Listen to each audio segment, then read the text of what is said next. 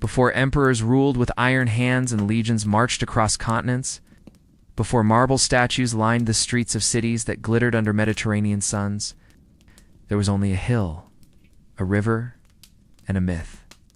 Rome, the eternal city, begins not with a fact, but with a story. It was the 8th century before the birth of Christ. In the heart of the Italian peninsula, by the banks of the Tiber River, a she-wolf nursed to infants, Romulus and Remus. According to legend, they were the sons of Mars, god of war, and immortal princess Rhea Silvia. Cast into the river to die, yet destined for greatness, saved by beasts, raised by shepherds. They grew strong and defiant. As young men, they sought to found a city where fate had spared them. But fate would demand blood.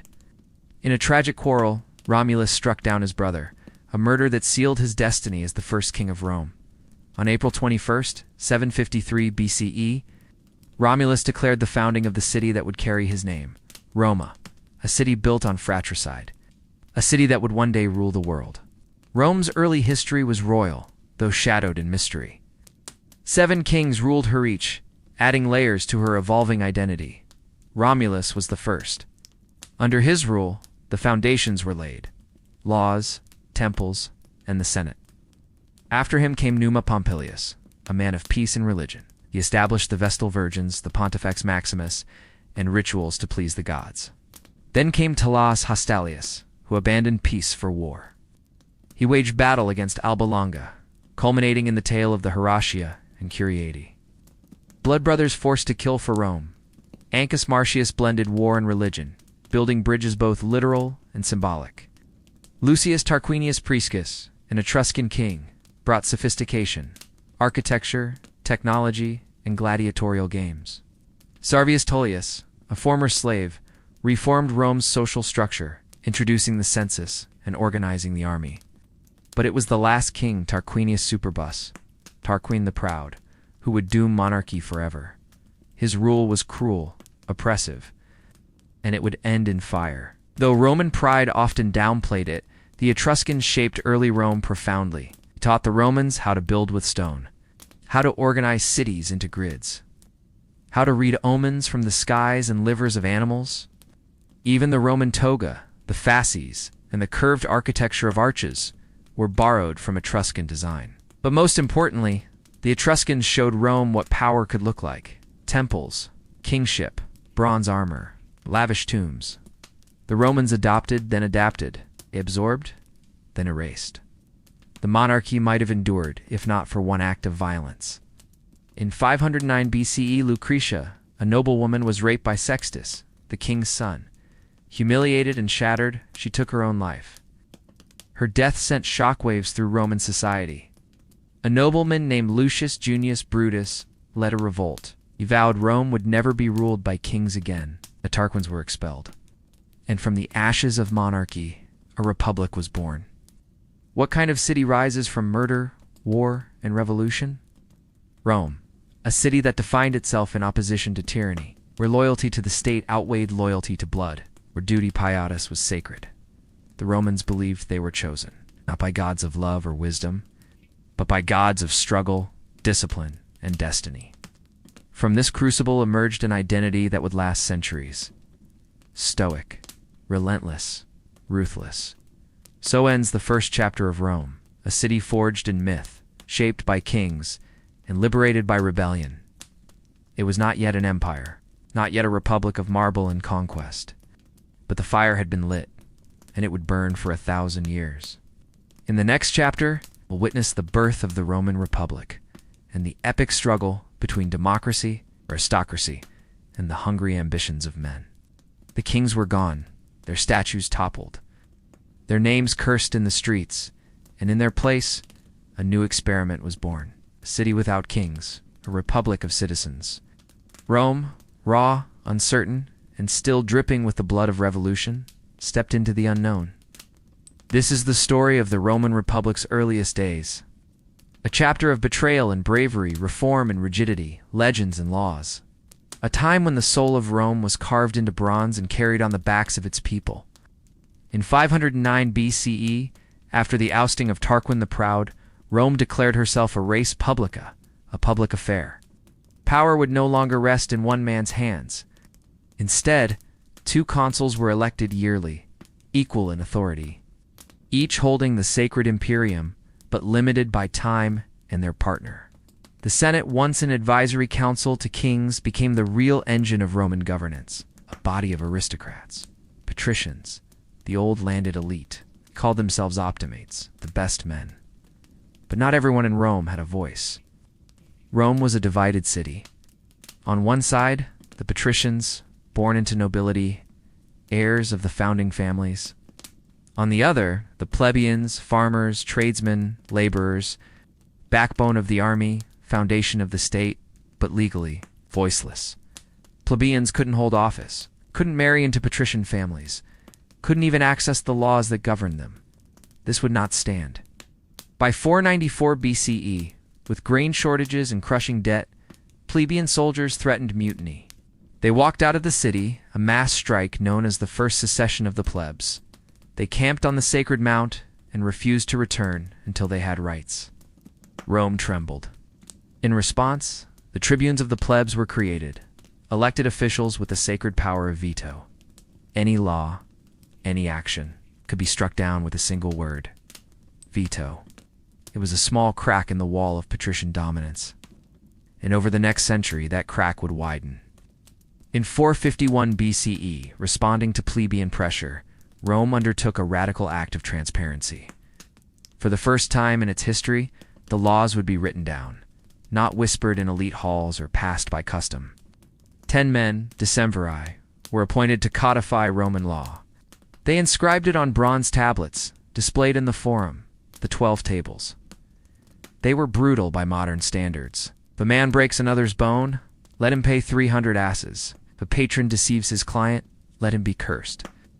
A dreadfully deformed child shall be killed. They were public, fixed, immutable. In Rome, even the law bowed to the people's scrutiny. While internal reforms raged, Rome's neighbors watched closely, and with hostility. The Etruscans, eager to restore their influence, allied with Latins and Sabines. War was constant. From 509 to 396 BCE, Rome was nearly in a permanent state of battle. One of the most iconic early moments came in 508 BCE, when the exiled King Tarquin returned with Lars Porsena, king of Clusium. As Etruscan forces approached the Tiber, 3 Roman heroes stood tall in legend: Horatius Cocles, who defended a bridge alone against an army; Mucus Scaevola, who burned his own hand to show Roman resolve; Cloelia, a noblewoman who escaped Etruscan captivity, leading other hostages to freedom. Rome did not win every battle, but it survived. That for Rome was always enough. But even the most iron-willed city can bleed. In 390 BCE, a Celtic tribe from Gaul, the Senones, led by Brennus, descended on northern Italy. They defeated the Roman army at the Battle of the Ilia, then marched unopposed into the city. Rome was sacked, burned, looted, humiliated, the Senate was slaughtered, temples desecrated, and the citizens were forced to pay a massive ransom in gold to save what remained. As the Romans handed over their treasure, they protested that the weights were rigged. Brennus reportedly threw his sword onto the scales and uttered the words, "Vi victis." Woe to the vanquished. Rome never forgot. The trauma forged a new Rome, one obsessed with military reform, defensive walls, and vengeance. Following the sack, Rome became more aggressive and organized. The Servian Wall was constructed to surround the city. The Manipular Legion was born, a flexible, mobile force superior to the old phalanx. Citizenship was offered strategically to conquered peoples, creating loyalty through inclusion. Rome began to form alliances, not just conquer. This era also saw the Lecinian section laws in 367 BCE, which allowed plebeians to become consuls. By 287 BCE, with the Lex Hortensia, the decisions of the plebeian council were binding on all Romans, patricians included. The class struggle never fully ended, but in law, at least, Rome had become more equal.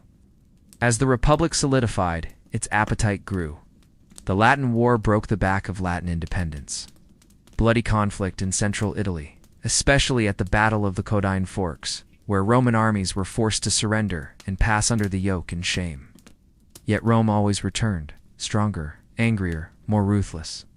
By the early 3rd century BCE, the Romans encountered Greek city-states in southern Italy. Their shining cities, like Tarentum, brought in foreign help. King Pyrrhus of Epirus. Pyrrhus won battles, yes, but at such cost that the term Pyrrhic victory was born. Rome eventually crushed him. And by 264 BCE, all of Italy from the Po Valley to the Strait of Messina was under Roman control. By the mid-3rd century BCE, the Roman Republic stood transformed. It was no longer a city defending its freedom. It was a regional superpower. Its legions were seasoned, its alliances vast, its political machinery flawed, yes, but functional. It had created a system in which citizens fought, voted, debated, and believed. A system where honor mattered, where family names echoed through Senate halls, where ambition, checked by law, still found endless expression. And yet, on the horizon loomed a new enemy. An ancient city across the sea. Rich, mercantile, naval, Carthage. In the next chapter, we enter the age of total war. Of elephants crossing mountains, titanic struggles that would decide the fate of the Mediterranean world. Rome was ready. Rome had tamed the Italian peninsula. Its legions marched with precision. Its laws governed from Etruria to Magna Graecia. Its pride swelled. But across the shimmering waters of the Western Mediterranean, other powers stirred. Older, wealthier, naval, mercantile, ruthless. Carthage, a city born of Phoenician sailors, a power rooted in trade and silver. A rival Rome could not ignore. Between them, there was no room for peace. This is the story of 3 wars fought over 116 years, a clash of civilizations, of ambition, revenge, elephants, fire, and fate. The island of Sicily was the spark. In 264 BCE, a small Sicilian city, Messana, called for help. 2 giants responded. Rome and Carthage both seeing a chance for influence, territory, and dominance. The First Punic War began not with fire, but with uncertainty. Rome had never fought a naval war. Carthage was the master of the sea. Its harbors held hundreds of warships. Rome, adapting as always, built a fleet from scratch. According to legend, they captured a Carthaginian ship that ran aground, studied it plank by plank, and built hundreds of identical vessels. But they added something new. The corvus, a boarding ramp. A brutal invention that turned sea battles into land battles. Rome's specialty. The war dragged for over 2 decades, fought across Sicily, the sea, and North Africa. Rome lost hundreds of ships, tens of thousands of men. Carthage lost more. In 241 BCE, Carthage sued for peace. Rome imposed brutal terms. Carthage paid 3,200 talents of silver. Lost Sicily, Rome's first overseas province, and a new seed of hatred was planted. Hamilcar Barca, the Carthaginian general, returned home bitter and began raising his young son Hannibal to never forget. With Carthage humbled, Rome expanded rapidly. Sardinia and Corsica were seized. Triggering outrage in Carthage, Rome colonized the Po Valley, fought new wars in Cisalpine Gaul, founded aqueducts, roads, and the Via Appia. Meanwhile, Carthage turned to Spain. Hamilcar, followed by his son-in-law Hasdrubal, and then by Hannibal, began conquering the Iberian Peninsula. They built Carthago Nova, extracted silver, and trained an army unlike any the world had seen. In 226 BCE, Rome and Carthage signed the Ebro Treaty. Carthage would not expand north of the Ebro River in Spain, but one city, Saguntum, south of the Ebro, allied itself with Rome. In 219 BCE, Hannibal besieged it anyway. Rome demanded his surrender. Carthage refused. The Second Punic War had begun. Hannibal did the impossible. With 90,000 infantry, 12,000 cavalry, and 37 war elephants, he crossed the Pyrenees, the Alps, and the freezing rivers of northern Italy. Tens of thousands died en route. But in 218 BCE, Hannibal descended into Italy like a storm. At Trebia, he crushed the Romans with a surprise river crossing. At Lake Trasimene, he ambushed 15,000 Roman soldiers in the morning fog.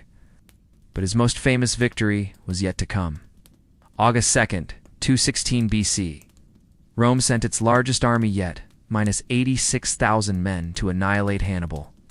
At Cannae, Hannibal executed one of the most famous maneuvers in military history, the double envelopment.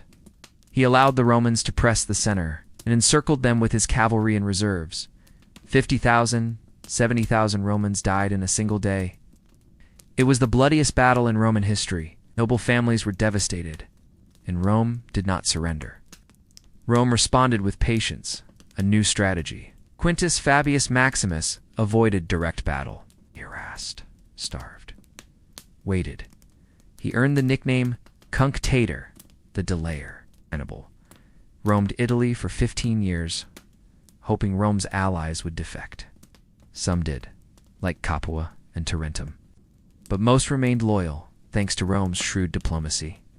While Hannibal rampaged in Italy, Rome attacked Spain. A young general named Publius Cornelius Scipio, son of a fallen consul, took the fight to Iberia. By 206 BCE, he had driven Carthage from Spain. Then, he proposed the unthinkable: invade Carthage itself. In 204 BCE, Scipio landed in North Africa. Hannibal was recalled from Italy. In 202 BCE, they met at Zama. Hannibal had elephants. Scipio had tactics. He opened lanes in his formation, allowing the elephants to charge harmlessly through, and launched a coordinated assault from 3 sides. Hannibal was defeated. Carthage sued for peace once again. Rome imposed brutal conditions. All but 10 Carthaginian warships destroyed. Massive war indemnities. Carthage could not wage war without Roman approval.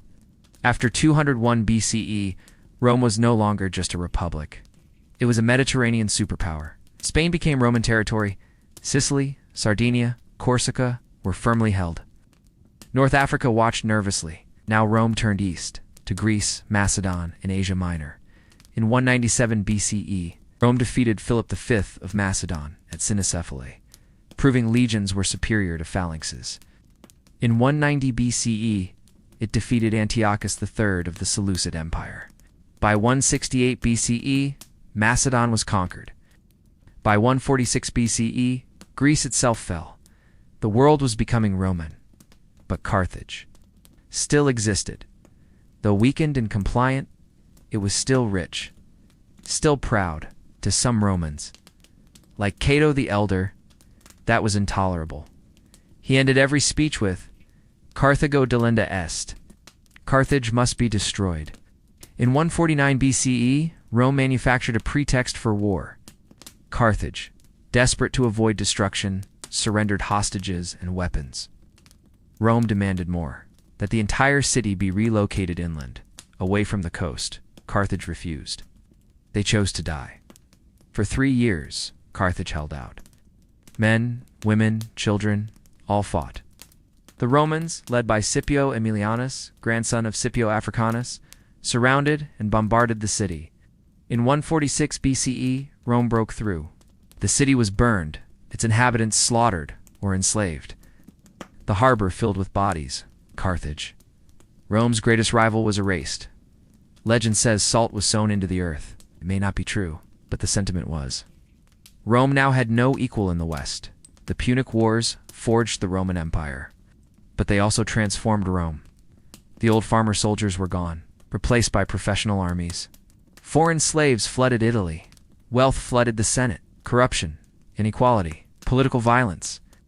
Rome had won the Mediterranean, but it had lost something of its soul, and the Republic would never be the same. Rome had conquered Carthage. It had claimed Greece, Macedon, and Asia Minor. The Republic had never been larger, never richer, and yet it was crumbling from within. In this chapter, we trace the slow collapse of the Roman Republic. A century of unrest, of reform and rebellion, of generals turning armies into private tools of ambition, time when Rome no longer feared foreign kings, but feared its own citizens. By 133 BCE, Rome was no longer a city of farmers. Its heart was changing. Veterans returned from years of war to find their farms sold, Slaves imported by the millions replaced free labor. The latifundia. Massive estates owned by elites expanded. The city swelled with the landless poor, dependent on cheap grain and unstable jobs. The Senate remained dominated by a few aristocratic families. The divide between rich and poor had become a chasm. Then came Tiberius Gracchus. Tiberius, a young tribune and war hero, proposed radical land reforms in 133 BCE. He wanted to enforce old limits on land, ownership, and redistribute land to the poor. The Senate refused. Tiberius appealed to the plebeian assembly, bypassing tradition. A dangerous precedent. Opposition turned violent. Tiberius and hundreds of his supporters were clubbed to death. The first political murder in Rome in centuries. It would not be the last. 10 years later, Tiberius's younger brother, Gaius Gracchus, took up the cause. He expanded grain subsidies, proposed granting citizenship to Italians, and restructured juries to reduce Senate corruption. But he too was met with resistance. In 121 BCE, the Senate passed the Senatus Consultum Ultimum, an emergency decree that empowered consuls to protect the state by any means. Gaius fled.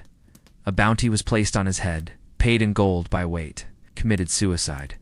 Thousands of his supporters were executed. The Republic had taken a dark turn.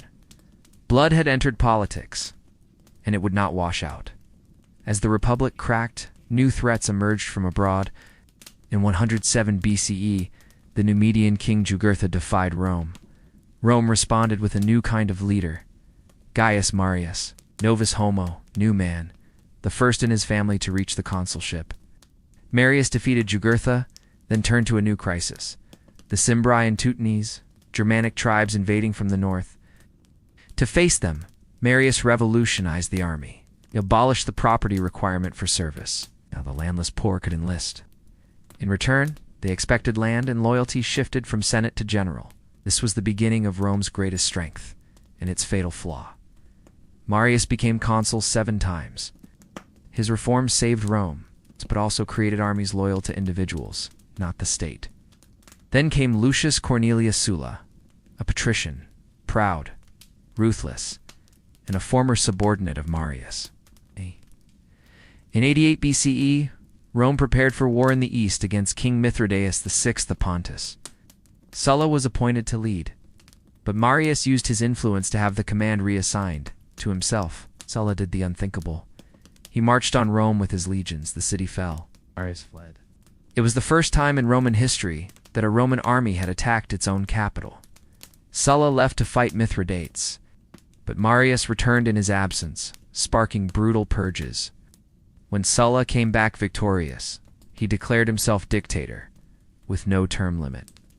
He rewrote laws, strengthened the Senate, weakened the tribunes, executed thousands of opponents via prescriptions, public hit lists. Then, astonishingly, he resigned in 79 BCE and retired. Rome had survived, but barely, when others had been watching. After Sulla's death, new men vied for power in the fragile republic. Pompey, the teenage butcher, earned glory crushing pirates and conquering the East. Crassus, the richest man in Rome, gained fame by crushing Spartacus's slave revolt in 71 BCE, crucifying 6,000 men along the Appian Way. Julius Caesar, a young orator from a once great family, quietly built alliances. He had ambition, charisma, and enormous debt. By 60 BCE, the 3 men formed the first triumvirate, an unofficial alliance. Pompey wanted land for his veterans. Crassus wanted tax relief for his clients. Caesar wanted a consulship, and then the province of Gaul. Together, they bent the republic to their will. As consul in 59 BCE, Caesar passed reforms with mob support and Pompey's muscle. Then he left for Gaul. Over 9 years, Caesar waged a brutal campaign, killing over 1 million Gauls and enslaving many more. He crossed rivers, climbed Alps, built bridges in 10 days, and besieged the great stronghold of Alesia. There he defeated the Gallic hero Vercingetorix, encircling the fortress with 2 rings of fortifications, hiding enemies on both sides.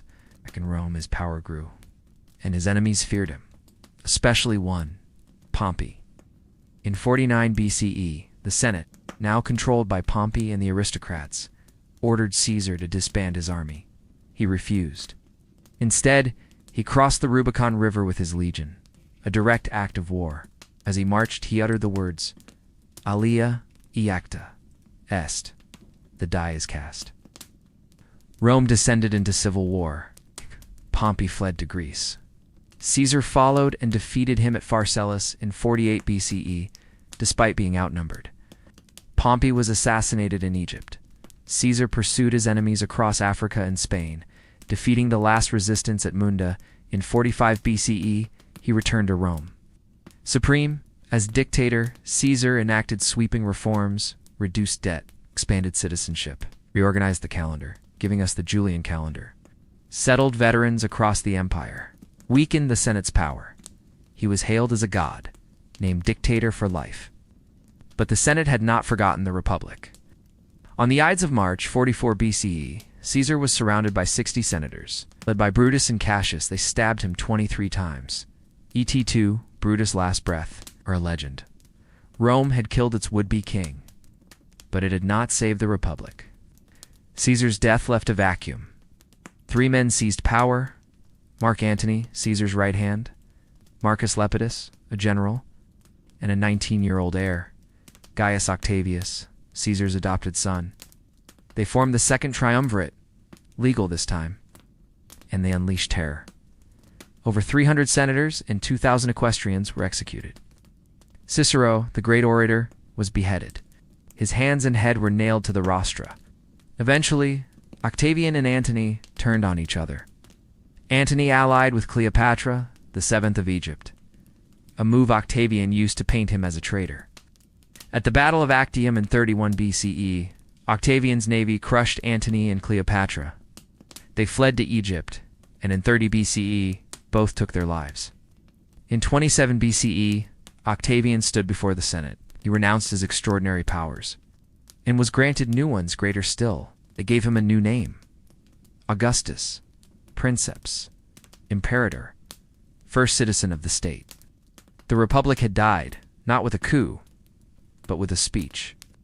Over the course of a century, Rome had transformed from a republic of senators and citizens into a state ruled by armies, strongmen, and emperors. The price of victory had been freedom, and the Roman people, weary of war, longing for order, accepted it. In the next chapter, we enter a new era, one of imperial peace, golden statues, and a man whose name would echo for 2,000 years: Augustus. The fires of civil war had died down. The Republic was gone, buried beneath decades of betrayal and bloodshed. But Rome still stood, stronger than ever, hungrier than ever, poised on the edge of a new age, and at its helm, a man who called himself nothing more than first citizen, Gaius Octavius, Caesar's heir, Augustus. This is the story of Rome's rebirth, the rise of its first emperor, the birth of the empire, the beginning of an era so peaceful, so prosperous, that it would echo through history as a golden age. The Pax Romana. TSA 7 BCE, Octavian stood before the Senate. He had absolute power. The legions obeyed him. His rivals were dead, and yet he gave that power back. At least that's what he said. He renounced his extraordinary commands. He restored the Republic, and in return, the Senate gave him a new title: Augustus, the revered one, a title never before used by a living man. He also became Princeps, first among equals, a clever fiction. He would rule like a king, but never wear a crown. Augustus crafted something entirely new, a political masterpiece, a monarchy in everything but name. He controlled the military, the treasury, foreign policy, the law. He held the consulship for years, then adopted broader powers. Tribunician power gave him veto over legislation. Proconsular imperium gave him control over most provinces, and, crucially, the legions. The Senate still existed. Consuls were still elected. Behind the curtain, Augustus moved every piece, and the people loved him for it. For the first time in a century, Rome was at peace. Augustus closed the gates of the Temple of Janus, a sacred act symbolizing that Rome was not at war anywhere. He reduced the size of the army to 28 legions. established permanent military bases, and created a professional standing army with pensions, loyalty oaths, and standard terms of service. He founded the Praetorian Guard, elite soldiers tasked with protecting the emperor. To pay them, he reorganized Rome's finances, created a state treasury and an imperial treasury, taxed provinces efficiently through governors, many of them former senators or equestrians, founded the cursus publicus, an imperial postal and transport system.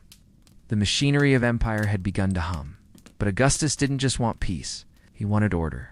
He believed Rome's chaos had come from moral decay, so he passed sweeping moral reforms, encouraged marriage and childbirth among elites, penalized adultery, even exiling his own daughter Julia for promiscuity, rebuilt temples, promoted the worship of old Roman gods, especially Apollo, his patron. He fashioned himself not just as a ruler, but as a moral father to Rome. The arts reflected this. Virgil wrote the Aeneid, a national epic tracing Rome's divine origins. Horace, Ovid, and Livy celebrated Roman virtues and imperial glory. Augustus was crafting not just a government, but a culture, a mythos, a destiny. Rome, the city, had been battered by years of neglect and violence. Augustus transformed it, he claimed. I found Rome a city of brick, I'd leave it a city of marble. And it was not a boast.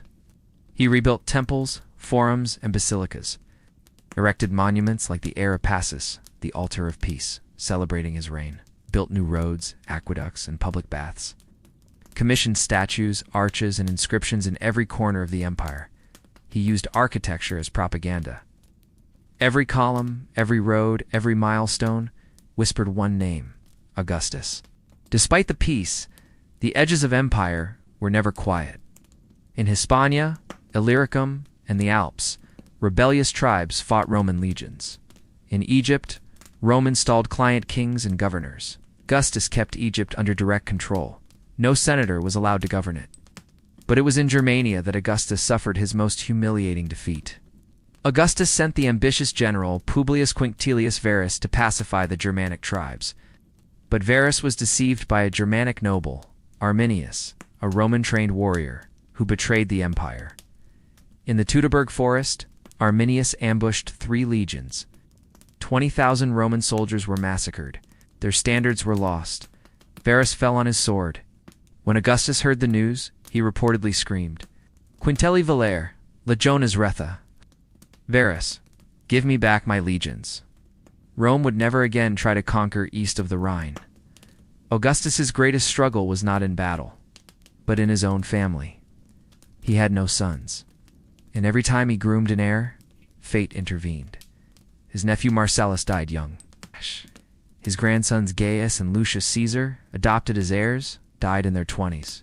His loyal general and son-in-law Agrippa also passed away early. Eventually, Augustus adopted Tiberius, his stepson from his wife Livia's previous marriage. Tiberius was competent but cold. Augustus never fully trusted him. Still, he had little choice. Rome needed continuity. The system Augustus built had to endure beyond him. Augustus never claimed divinity in Rome itself. In the provinces, he was worshipped as a god. Temples were erected in his honor. Priests offered sacrifices to his genius, his divine spirit. In the east, he was called Sebastos, a Greek equivalent of Augustus. He carefully shaped his image. Modest in dress, rarely wore full military armor, called himself princeps, not emperor or king. But the reality was clear. He was the first emperor. Rome belonged to him. On August 19, 14 CE, Augustus died in the town of Nola, the same place his father had died. His last reported words were, "Did I play my part well? Then applaud as I exit." He was buried in the mausoleum of Augustus, near the Tiber. The Senate declared him a god. Divus Augustus. It's the first in a line of emperors who would wear the mask of divinity. The Republic was gone, but the empire had only begun. Augustus reigned for 40 years. No wars of succession, no coups, no purges. He built the foundation of an empire that would last for centuries, one that stretched from Britain to Arabia, from the Rhine to the Sahara. He understood power, how to disguise it, how to centralize it, how to immortalize it. But above all, he understood Rome. The age of Augustus was a golden age, not because it was perfect, but because it promised something Rome had not felt in generations: stability, through reform, spectacle, and sheer will. Augustus gave Rome what it needed, and in doing so became more than a man. He became a symbol. In the next chapter, we explore what came after the successors to Augustus. Some noble, some mad, some unforgettable. The empire would survive, but the peace of Augustus would never truly return. Augustus had built the empire, brick by brick, law by law. He turned a fractured republic into a functioning machine of conquest and control. But even Augustus could not control fate. He had no sons, and he left his empire in the hands of a man he barely trusted, his stepson, Tiberius. This is the story of the Julio-Claudian dynasty, the heirs of Augustus, the madmen, masterminds, and monsters who shaped Rome's imperial future. It is a tale of paranoia, power, performance, and the thin line between God and tyrant. When Augustus died in 14 CE, Tiberius became emperor. He was a reluctant ruler, skilled general, but joyless. Withdrawn, paranoid, he maintained Augustus's institutions, left the Senate intact, preserved peace across the provinces, and expanded Rome's border into Germany, Pannonia, and Cappadocia. But Tiberius did not trust easily. He created a network of spies, empowered the Praetorian Guard under its prefect Sejanus, and watched the Senate descend into fear, as treason trials became spectacles of political murder. Then, suddenly, Tiberius vanished. In 26 CE, he retired to the island of Capri, surrounded by astrologers, sycophants, and disturbing rumors. Of orgies, executions, and cruel games, Rome ruled in his name, but was increasingly ruled by Sejanus, until Sejanus overreached. Or in 31 CE, Tiberius ordered his arrest and execution, and purged his allies in a wave of terror. When Tiberius finally died in 37 CE, Rome exhaled, and the empire passed to someone very different. Gaius Caesar, better known as Caligula, was the great-grandson of Augustus. At first, the people adored him, canceled taxes, freed prisoners, gave bonuses to the Praetorian Guard, and staged grand spectacles. But within months, everything changed. He fell ill. Or perhaps something inside him snapped. What followed was one of the most bizarre and terrifying reigns in Roman history. Caligula declared himself a living god, built temples to his own genius, tried to make his horse a consul, held nightly orgies in the palace, mocked the Senate, and drained the treasury with endless games and gold-plated projects. Some historians claim he had entire sections of the crowd thrown into the arena when bored. Others say he threatened to move the capital to Alexandria, abandoning Rome altogether. By 41 CE, even the Praetorian Guard had had enough. They cornered Caligula in a hallway and stabbed him to death. His body was dumped in a shallow grave. For a moment, it seemed Rome might return to the Republic. Instead, it turned to the unlikeliest of men. Tiberius Claudius Nero Germanicus had never been seen as a threat. He stuttered, limped, was mocked by his own family. He had survived Caligula by being underestimated. But when the Praetorian Guard found him hiding behind a curtain in the palace, they proclaimed him emperor, and Claudius surprised everyone. He was a brilliant administrator. He reformed the grain supply, expanded the imperial bureaucracy, and brought Britain into the empire. In 43 CE, his legions crossed the English Channel, built roads, forts, and cities, including Camulodunum. Back in Rome, Claudius was tireless. He built 2 new aqueducts, improved the legal system, opened the Senate to provincial elites. But his personal life was a mess. His wives, especially Messalina and Agrippina, the younger, manipulated and betrayed him. Messalina was executed for conspiring against him. Agrippina, his knee-turned wife, ensured that her son Nero would be next in line. In 54 CE, Claudius was poisoned, likely by Agrippina herself, and Rome would pay the price. Nero became emperor at just 16 years old. For a time, he ruled wisely, guided by tutors like the philosopher Seneca and the Praetorian prefect Burrus. He lowered taxes, promoted arts and athletics, announced public works. But by his mid-20s, the mask slipped. He murdered his own mother, Agrippina, in 59 CE, first by trying to drown her in a collapsible boat, then by having her stabbed in her villa. He poisoned his stepbrother, exiled his wife, and when that wasn't enough, kicked his pregnant second wife Popoye to death. In 64 CE, fire engulfed Rome for 9 days. 10 of 14 districts were damaged, 3 were reduced to ash. Rumors spread that Nero had started the fire himself to clear land for a new palace, the Domus Aurea, or Golden House. To deflect blame, Nero accused a new and suspicious sect, the Christians. They were arrested, tortured, and killed in horrific ways. Crucified, burned alive. Fed to beasts in the arena, Nero's cruelty deepened. He saw himself not just as emperor, but as artist, actor, and god. He sang while Rome wept. He raced chariots.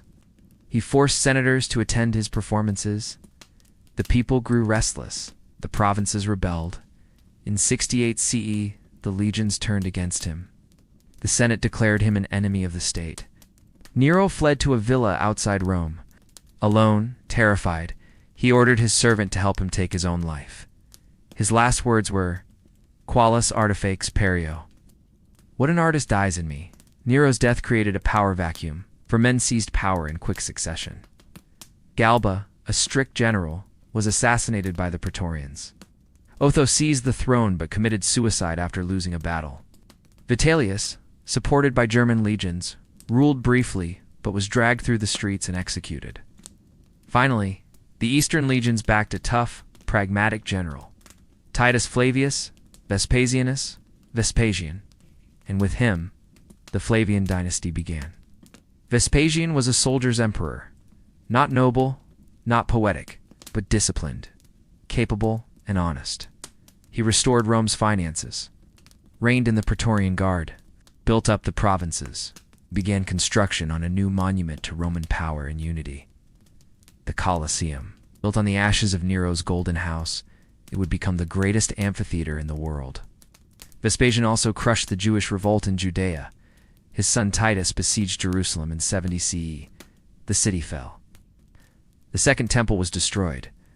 Tens of thousands were killed or enslaved.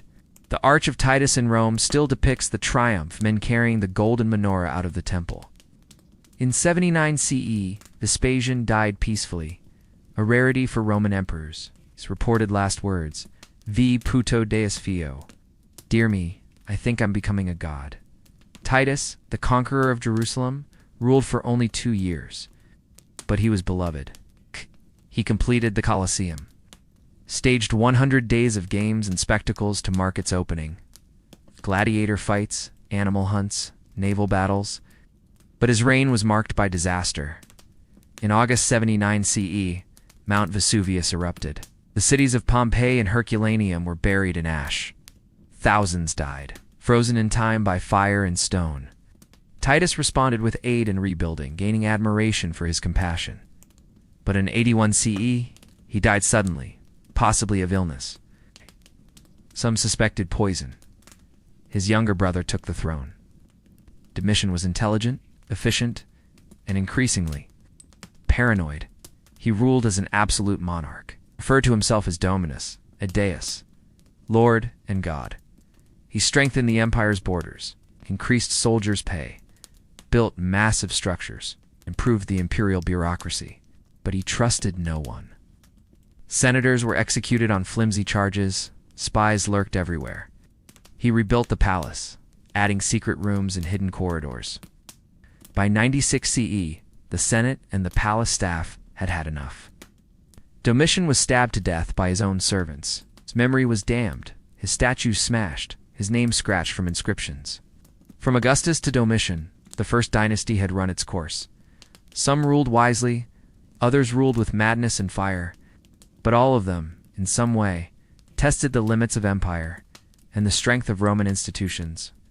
The Julio-Claudians gave Rome imperial identity. Flavians rebuilt it, restored it, and pointed it towards stability. But peace would not last. In the next chapter, we explore the golden era of imperial Rome. the age of the 5 good emperors. When Rome reached the height of its power, culture, and legacy, by the year 96 CE, the Roman Empire had seen tyranny, terror, and fire. But now, it was ready for something different. Domitian was gone, stabbed in his palace, erased from memory. And in his place, the Senate chose a quiet man, aged, childless, and wise. His name was Nerva, and with him began a chain of emperors unlike any Rome had seen. A golden century of reason, stability, expansion, and prosperity. 5 rulers, 5 legacies. A time historians would remember as the zenith of the Roman Empire. This is the story of the 5 good emperors. Marcus Cocceius Nerva was an elder statesman, a man of letters, not legions. The Senate, reeling from Domitian's paranoia, saw him as a safe choice. He restored political balance, released prisoners, recalled exiles, respected senatorial dignity. But Nerva faced challenges from the army, especially the Praetorian Guard, who had grown used to ruling by fear. When they demanded justice for Domitian's killers, Nerva lacked the strength to resist. So he did something brilliant. He adopted a successor, not from his family, but from the military. A popular, respected general from Spain. His name was Trajan. When Nerva died peacefully in 98 CE, Rome passed into capable hands. Marcus Ulpius Traianus was Rome's first emperor born outside Italy.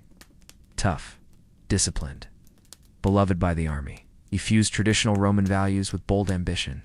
Trajan's reign was marked by 2 great accomplishments. 1.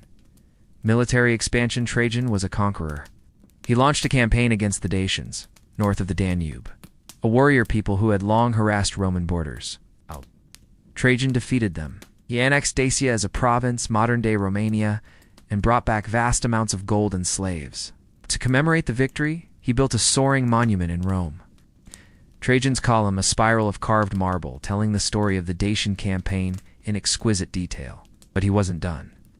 In 113 CE, he invaded the Parthian Empire, Rome's great eastern rival, captured Armenia, Mesopotamia, and even Ctesiphon, the Parthian capital. For a moment, the Roman Empire stretched further than ever before. But it was unsustainable. Revolts flared, the climate strained supplies. Trajan, now aging and ill, began the long journey home. He died in Cilicia in 117 CE, without ever returning to Rome. 2. Public works and justice. Trajan was also a builder. He constructed Trajan's Forum with its grand basilica and libraries, expanded ports and roads, built aqueducts, bridges, and grain distribution centers. His Alimenta program provided food and education for poor children, a rare imperial welfare system. Trajan was so respected that future emperors were praised with the words, Felicior Augusto, Melior Traiano.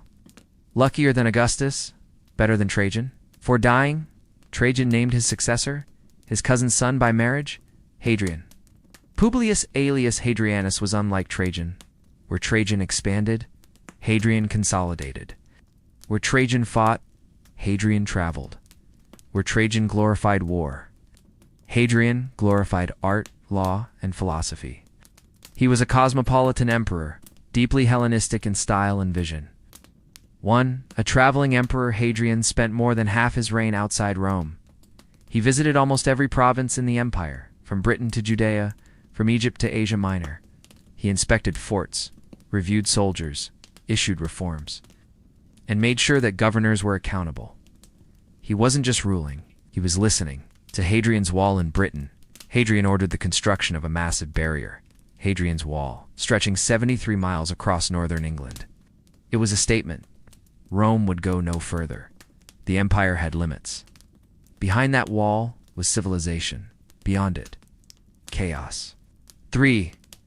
Philosopher, patron, builder Hadrian was a lover of Greek culture.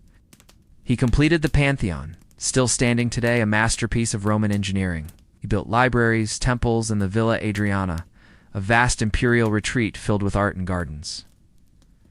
But his reign wasn't without pain. His beloved companion, Antinous, drowned in the Nile under mysterious circumstances. Hadrian was devastated. He deified Antinous, built cities and temples in his name, and scattered his statues across the empire. 4. The Jewish revolt late in his reign. Hadrian tried to suppress Jewish culture in Judea. He banned circumcision, renamed Jerusalem, and built a temple to Jupiter on the site of the Jewish temple. The result was rebellion. Bar Kokhba's revolt, a ferocious uprising, led to years of guerrilla warfare. The Romans crushed it brutally. Hundreds of thousands of Jews died. Jerusalem was razed. The province was renamed Syria Palestina. It was one of the bloodiest revolts in Roman history. Hadrian, weary and ill, adopted a successor, Antoninus Pius. If Hadrian was a traveler, Antoninus was a builder of stability. He ruled from Rome, rarely leaving Italy. His reign was the calmest and most prosperous in Roman history. No major wars, no assassinations, no crises. He respected the Senate, reduced harsh punishments, improved the rights of slaves and women, promoted charity and urban development. The empire flourished. He completed Hadrian's mausoleum, now Castel Sant'Angelo, expanded temples and public baths, and he prepared for the future, adopting 2 heirs, Marcus Aurelius and Lucius Verus. When Antoninus died in 161 CE, the Senate declared him a god. His nickname, Pius, the dutiful one. For the first time, Rome was ruled by Lucius Verus, charming and indulgent, oversaw the eastern frontier, where war flared with Parthia once again. Marcus Aurelius, philosophical and austere, remained in Rome, overseeing administration, law, and stability. Together they defeated Parthia, but then disaster struck. The Antonine Plague, returning legions, brought back a mysterious disease, possibly smallpox or measles. It swept across the empire. Millions died. The economy reeled, manpower shrank, fear spread like smoke. In 169 CE, Lucius Verus died, possibly of the plague. Marcus ruled alone. The philosopher King Marcus Aurelius was unlike any emperor before or after. He studied Stoic philosophy, wrote personal reflections, later compiled his meditations, and sought to govern by virtue, reason, and duty. He endured personal losses, children, friends, wars, illness, but he never wavered. He led campaigns against Germanic tribes along the Danube frontier, defending the empire during his final years. He refused luxury, lived modestly in military camps, and always sought the greater good. In 180 CE, while on campaign in modern-day Austria, Marcus Aurelius died. Rome had lost its philosopher king. The 5 good emperors gave Rome everything it needed: expansion under Trajan, consolidation under Hadrian, stability under Antoninus, wisdom under Marcus Aurelius. It was a golden age, not of opulence, but of competence. Of rulers who chose their successors based on merit, not blood, who lived for service, not spectacle. But Marcus Aurelius broke the cycle. His son, Commodus, would inherit the empire, and with him, the golden age would end. In the next chapter, we descend from glory into chaos, from wisdom to madness. As the crisis of the 3rd century shatters Rome's stability and reshapes its destiny. The age of the 5 good emperors had passed. Peace had reigned, wisdom had ruled, but all golden ages end. In 180 CE, Marcus Aurelius died and left the empire in the hands of his son, a man who would shatter the legacy of his father, and usher Rome into a century of chaos.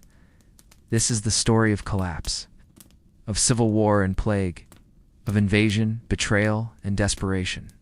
This is the crisis of the 3rd century, a time when the Roman Empire nearly ceased to exist. Commodus was the biological son of Marcus Aurelius, the first emperor in nearly a century born into power. But he was no philosopher king. He declared himself the new Hercules, donned a lion's skin, fought as a gladiator, often killing wounded or chained opponents to win.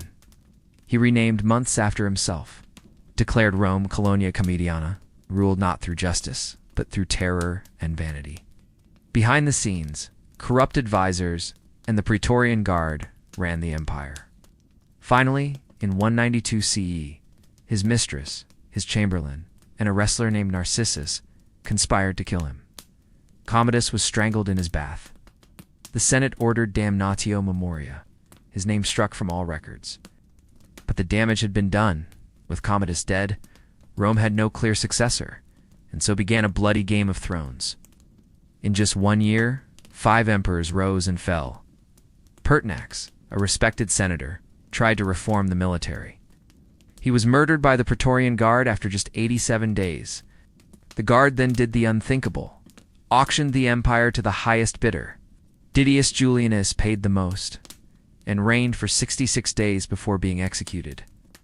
In the provinces, 3 generals rose in rebellion: Pescennius Niger in Syria, Clodius Albinus in Britain, and Septimius Severus in Pannonia. Severus acted quickly. He marched on Rome, executed Julianus, disbanded the Praetorian Guard, and claimed the purple. He would rule for nearly 2 decades. Septimius Severus was a military man. Tough, calculating, popular with the legions. He waged wars in Parthia, Africa, and Britain, where he expanded Rome's northern frontier. His warning to his sons on his deathbed was simple: live in harmony, enrich the soldiers, and ignore everyone else. He died in York in 211 CE and left the empire to his 2 sons, Caracalla and Geta. Caracalla, the brothers, ruled together for less than a year. Then Caracalla murdered Geta in their mother's arms, purged Geta's supporters, and ordered damnatio memoria once again. But he is remembered for more than murder. In 212 CE, he issued the Constitutio Antoniana, granting citizenship to all free men in the empire. It was revolutionary. It expanded tax revenue, but also diluted the prestige of citizenship. He built the massive baths of Caracalla, still standing in ruins today. In 217 CE, while urinating on the roadside in the east, Caracalla was stabbed by a disgruntled soldier. The barracks emperors begin for the next 18 years. The throne passed from one general to another. Macrinus, who killed Caracalla, ruled briefly. Elagabalus, a teenage Syrian priest, shocked Rome with his eccentricities and religious chaos. Severus Alexander, more stable, was eventually murdered by his own troops. In 235 CE, everything collapsed. This was not one crisis, but many, hitting Rome like waves of a storm. Military crisis, political crisis, economic crisis, religious crisis, foreign invasion, plague, civil war. Rome faced destruction from within and without. 1. An empire of usurpers in just 50 years. Rome saw over 26 emperors. Most were military commanders, proclaimed by their legions. Few died of natural causes. Among them, Maximinus Thrax, a giant of a man over 8 feet tall by legend, killed by his own soldiers.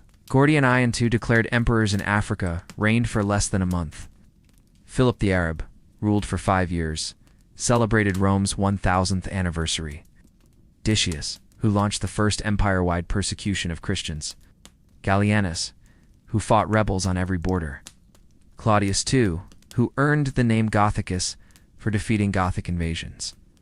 The throne had become a death sentence. 2. Plague and economic collapse in 249 CE. The plague of Cyprian swept the empire, killing thousands daily. Cities emptied. Fields went untended. The economy shrank. Coinage was debased. Silver content dropped. Inflation soared. Barter replaced money. Trade networks broke down. 3. Invasion and fragmentation. Barbarians poured across the borders. Goths, Franks, Alemanni, Sarmatians, Persians. In 260 CE, Emperor Valerian was captured by the Persian king Shapur I. He was used as a human footstool. Empire itself fragmented. In the west, the Gallic Empire formed, including Gaul, Britain, and parts of Spain. In the east, Palmyra, led by Queen Zenobia, broke away and claimed much of the Near East. Rome had become 3 empires. Then came Aurelian, one of the greatest emperors most people have never heard of. He rose from humble origins, took the purple in 270 CE, and moved like lightning. In just 5 years, he defeated the Alemanni in Italy, reclaimed the Gallic Empire, crushed Zenobia, and reconquered the East. Rebuilt Rome's defenses with the Aurelian walls, restored the empire's borders and authority. He was hailed as Restitutor Orbis, restorer of the world, but before he could achieve more, he was assassinated by his own officers, victims of forged documents accusing him of treason. After a final round of chaos, one man rose who would change everything. Diocletian, career soldier, born in obscurity, proclaimed emperor in 284 CE. He didn't try to restore the past. He built a new Rome. 1. The Tetrarchy Diocletian recognized that one man could no longer govern an empire this vast, so he divided it. The empire was ruled by two senior emperors, each with a junior emperor. One pair ruled the east, the other the west. This was the Tetrarchy rule of 4. Each emperor ruled from their own capital. Nicomedia, Sirmium, Mediolanum, Trier, Rome, was no longer the center of empire. 2. Economic and military reforms. Diocletian instituted massive changes. Reformed taxation, froze prices and wages. Reorganized the military into mobile field units and border garrisons. Cracked down on corruption. Standardized coinage. But his rule was not gentle. 3. The Great Persecution. Diocletian saw Christianity as a threat to Roman unity. In 303 CE, he launched the Great Persecution, the harshest anti-Christian campaign in Roman history. Churches were destroyed, scriptures burned, thousands imprisoned, tortured, executed, but it failed.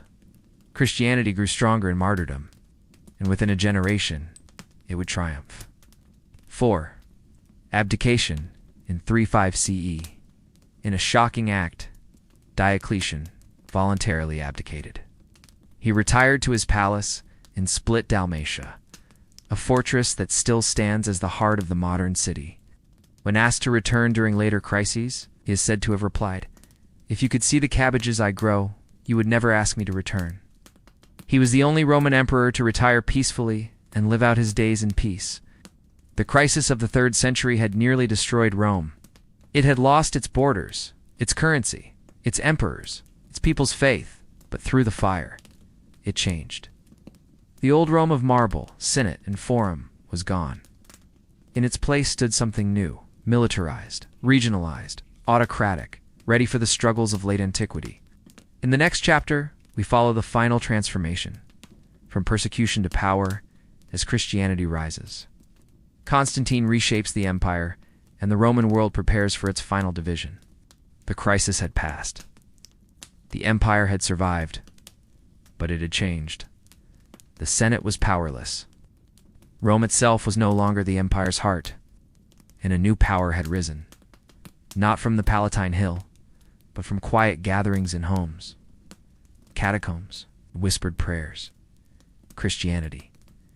In this chapter, we follow the final transformation of the Roman Empire, from pagan to Christian, from westward glory to eastern survival, from Diocletian's order to Constantine's revolution. This is the making of the Christian Empire. When Diocletian abdicated in 305 CE, his system, the Tetrarchy, began to unravel. 2 senior emperors stepped down. 2 junior emperors rose, but not all agreed with the plan. Ambitious generals and heirs refused to wait their turn. By 36 CE, 6 men claimed to rule Rome. In the west, a commander on the Rhine frontier died suddenly. His troops proclaimed his son emperor. That young man's name was Constantine. Constantine was born in 272 CE in modern Serbia. He had traveled with Diocletian's court, fought in the east, and knew the empire's fractures well. After being proclaimed emperor by his father's legions in York, Britain, Constantine began consolidating power. But one man stood in his way, Maxentius, self-declared emperor in Italy. In 312 CE, Constantine marched on Rome, determined to take it.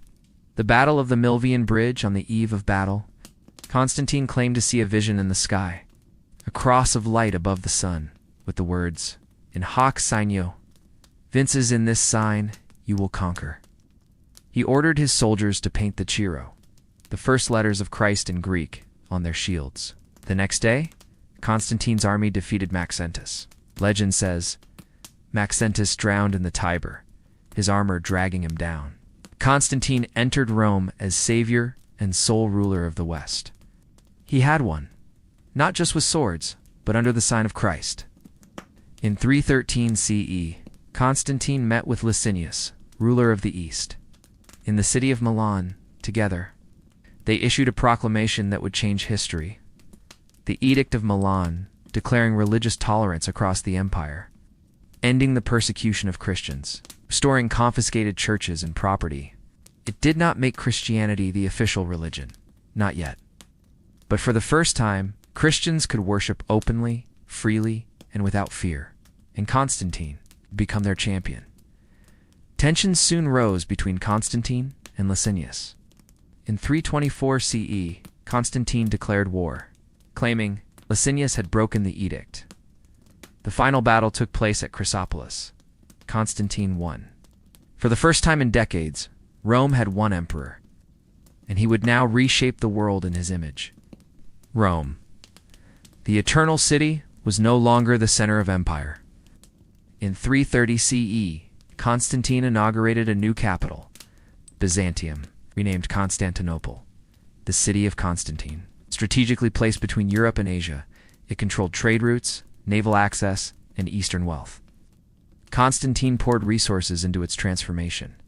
Forums, palaces, churches, senate houses, hippodromes. It was Rome, reborn in the East, a new capital, new center of power, and eventually the heart of the Byzantine Empire. Constantine was not baptized until his deathbed, but his relationship with the church was foundational. He saw Christianity as a force for unity, a way to bring spiritual order to a fractured empire. But Christianity itself was fractured, the Council of Nicaea. In 325 CE, Constantine summoned bishops from across the empire to the city of Nicaea. There he presided over the first ecumenical council in Christian history. Its goal? To settle disputes, especially over the nature of Christ. The priest Arius argued that Christ was subordinate to the Father, created, not eternal. Others, like Athanasius, insisted on Christ's full divinity. The council produced the Nicene Creed, declaring Christ, God from God, light from light, true God from true God. Of one substance with the Father, Arius was exiled. Orthodoxy was defined. And the emperor had taken his seat among the bishops. Christian privilege and imperial favor under Constantine, Christian clergy were exempt from taxes. Bishops gained legal power. Pagan temples were defunded. Crucifixion was abolished, seen as dishonorable to Christ. Yet Constantine did not fully outlaw paganism. He still held the title Pontifex Maximus, chief priest of Rome. Coins bore images of Sol Invictus, the unconquered sun. His reign was a bridge between two worlds, the old gods and the new faith. In 337 CE, Constantine fell ill. On his deathbed, he was baptized by a bishop aligned with Arian theology, a reminder that even Constantine had never fully settled the empire's spiritual tensions. Died outside Nicomedia. He was buried in Constantinople, in a church he had built, surrounded by 12 empty tombs for the apostles. His message was clear. He was the 13th apostle, chosen by God, father of a new Roman order. After Constantine's death, his three sons divided the empire. Constantine II, Constantius, the Second Civil War soon followed. By 353 CE, Constantius ruled alone. He promoted Arianism, suppressed pagan rituals, and continued his father's policies. But in 361 CE, a surprising figure emerged. Julian, Constantine's nephew, later known as Julian the Apostate. He renounced Christianity, restored pagan temples, reinstituted animal sacrifices, promoted Neoplatonic philosophy.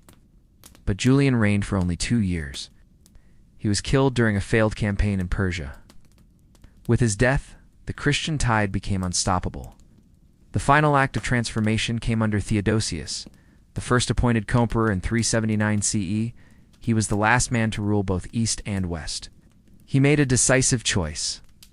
In 380 CE, Theodosius issued the Edict of Thessalonica, declaring all Roman citizens must adhere to the faith of the bishops of Rome and Alexandria. Christianity was no longer tolerated. It was now the official religion of the Roman Empire. The final blow to paganism. Theodosius closed pagan temples, outlawed sacrifices, banned the Olympic Games. In 391 CE, the Serapeum of Alexandria, one of the last great pagan temples, was destroyed. The ancient world ended in fire, the Vestal Virgins disbanded, the Sibylline books burned, the gods of the pantheon silenced. Church versus state, Ambrose and Theodosius, but even emperors bowed to the church. In 390 CE, after a massacre in Thessalonica, Bishop Ambrose of Milan refused Theodosius communion. He demanded public penance. Theodosius complied, entering the church barefoot, weeping in sackcloth. A Roman emperor, submitting to Christian authority. A symbolic moment. The empire no longer ruled the church now shaped the empire. In 395 CE, Theodosius died, divided the empire between his two sons. Arcadius in the east, Honorius in the west. The split was now official and permanent. Two courts, two armies, two empires, still Roman, but destined for different fates. The Eastern Roman Empire would endure for 1,000 years, evolving into the Byzantine Empire. The Western Roman Empire would fall within a single lifetime, but that is the story of our final chapter. From Diocletian to Constantine, from persecution to power, from temple to church. Rome had been transformed. What began as a city of wolves and kings became a crucible of nations, faiths, and civilizations. The Roman Empire was now Christian, its emperors servants of a cross. Its capital no longer Rome, but Constantinople. But peace would not last. In our final chapter, we descend into the last century of the Western Empire, a tale of decline, division, and the fall of an empire that once ruled the known world. The Roman world was now divided, east and west. Two emperors, two courts, two destinies. The Eastern Roman Empire, wealthier, fortified, centered in Constantinople, would endure. But in the west, cracks widened. Gaul, Hispania, and Africa, once Rome's lifeblood, would bleed out. This is the story of collapse, invasion, and betrayal. Of emperors forgotten, cities abandoned, and a civilization that watched itself vanish. And yet, it is also a story of survival, of cathedrals and scholars, of a city that endured 1,000 years more. This is the end and the afterlife of the Roman Empire. When Theodosius I died in 395 CE, his sons took the throne, Arcadius in Constantinople, Honorius in Ravenna. For Rome was no longer considered safe, but danger was near. The Visigoths, a Germanic tribe, had once served Rome as federated allies. Now, led by their king Alaric, they turned against the empire that had betrayed and exploited them. For years they raided through Greece and Illyricum. In 401, they entered Italy. 408, Alaric besieged Rome itself, the eternal city, untouched for 800 years, now trembled. On August 24, 410 CE, the Visigoths breached Rome's gates.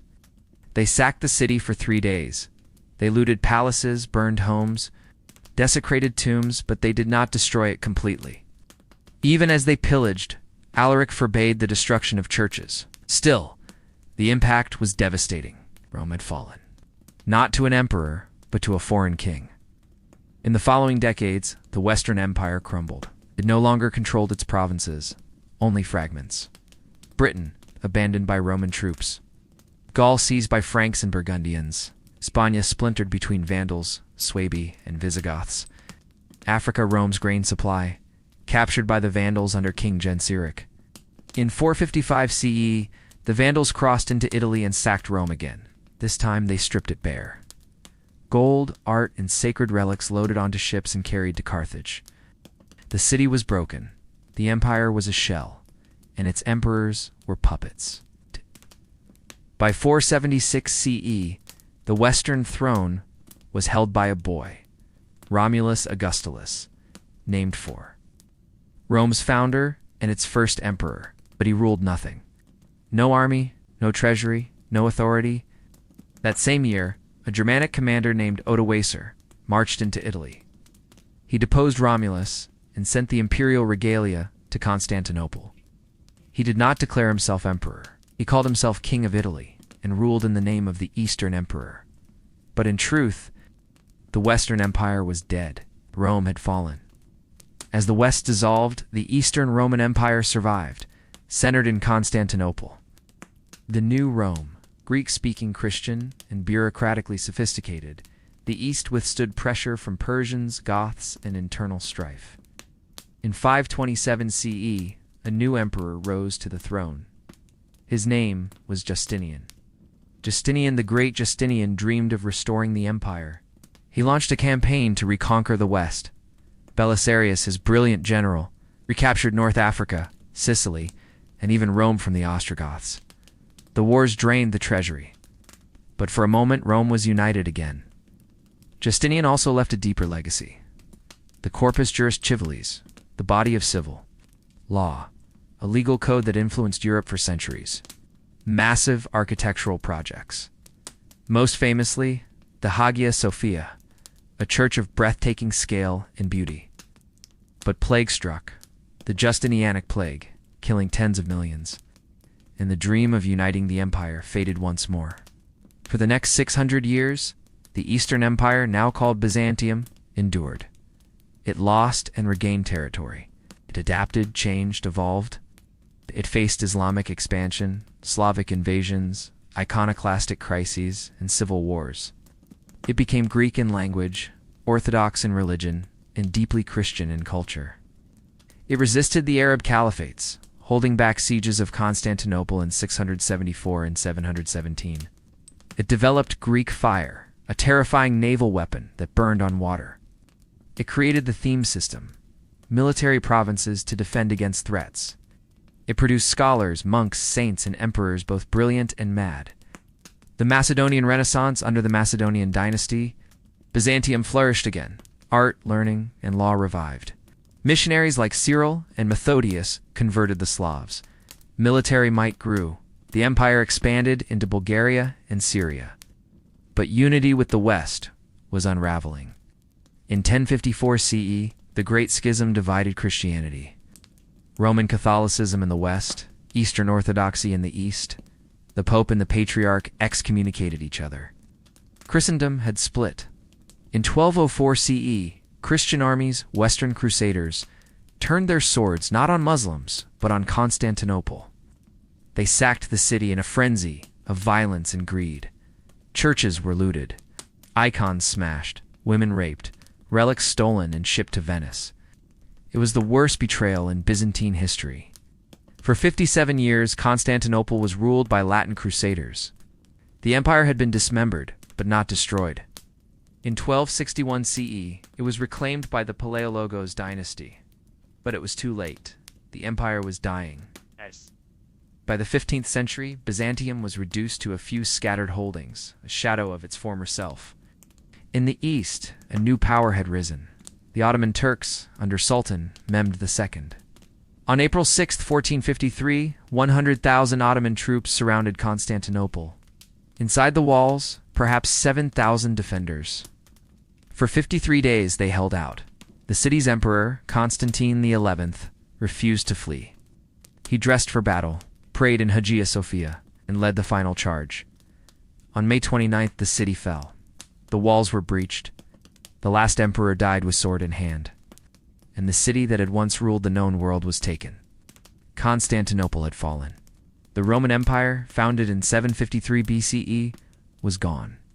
After 2,200 years, it was over. But what is an empire? Is it walls? Cities? Gold? Or is it something deeper? Rome fell, but its shadow remained, in laws that shape modern governments, languages spoken across Europe, architecture, philosophy, religion, and identity. In the idea of empire itself, the Eastern Roman Empire lived on in Orthodox Christianity, in Russian czars, in the dream of Caesar. The Western legacy echoed through Charlemagne, the Holy Roman Empire, and the papacy. The Roman Empire did not vanish. It transformed. It became us. Rome is gone, but in the stones beneath our feet, it's in the words we speak, in the maps we draw, in the dreams we chase. Rome endures.